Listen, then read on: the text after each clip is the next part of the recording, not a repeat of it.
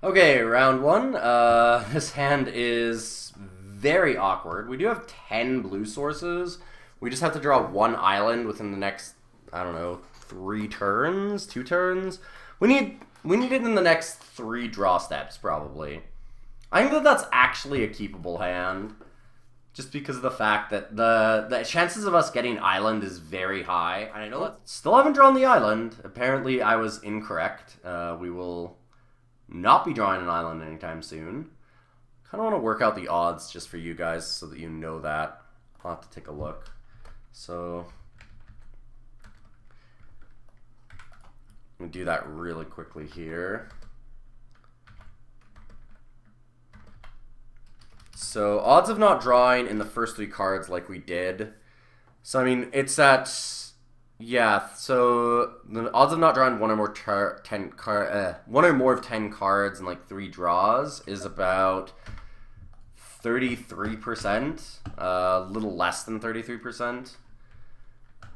If we go to, it's like 32.5. If we go in 4 turns, yeah, then it goes down to like 20%. So we have we had an 80% chance of drawing an island by turn 4 for Forgotten Creation. That seems good enough. I mean, we still were able to play Blood Mad Vampire. That's about the best we could expect from most of our hands, I think. Our deck's just going to be a little slow. Well, I don't know that I want to show Slayer's Plate to our opponent here, because that'll make them side in like a root out. Alright. It's going to take a while for us to do that. I'm just going to wait.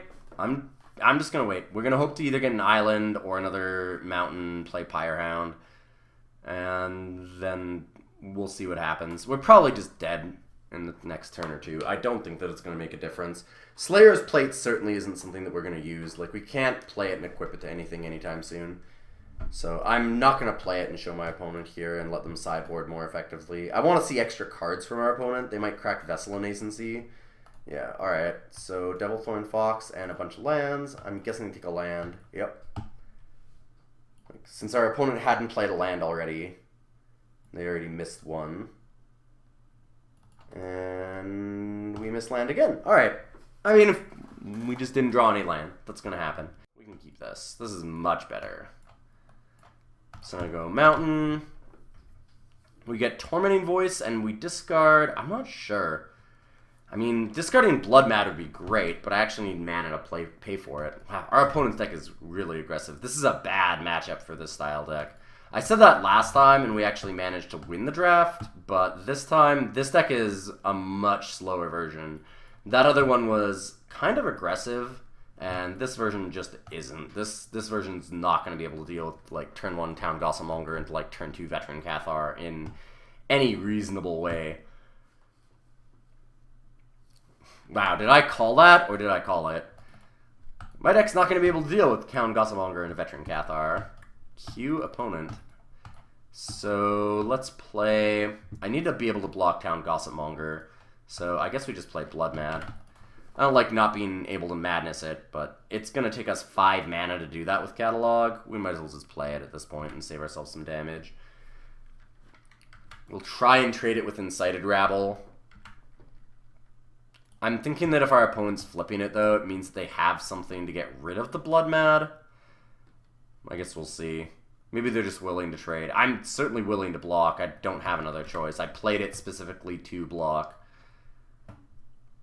I'm going to make my opponent have the trick, because I can't really play around them not.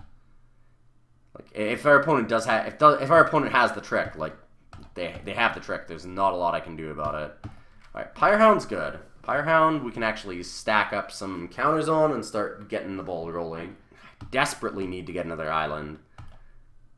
We have 10. I mean, I'm trying. I did put 7 mountains only in. So 10-7 split.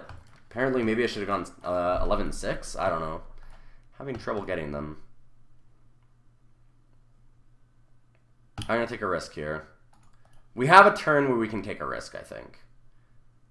We're under a lot of pressure, but we have one last chance to actually get there. Oh, well, Another mountain. That is so awkward. Well, I'll discard a mountain.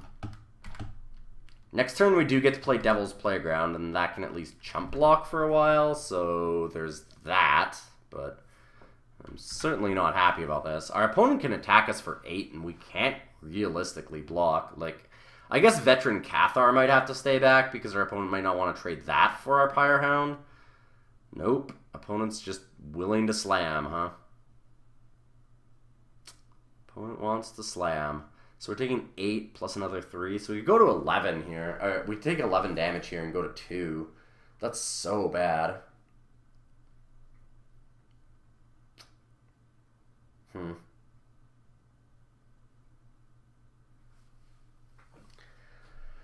not sure what I want to do. I mean, I feel like we need to block Veteran Cathar, but at the same time, I feel like if we lose the Pyrehound, we lose the game. I guess that it's the correct thing to do at this point. Our opponent's probably got a trick that means they don't lose it. Like, they're just going to Strength of Arms. Yeah. Or Puncturing Light, sure. Even worse. Cause, yeah. Alright.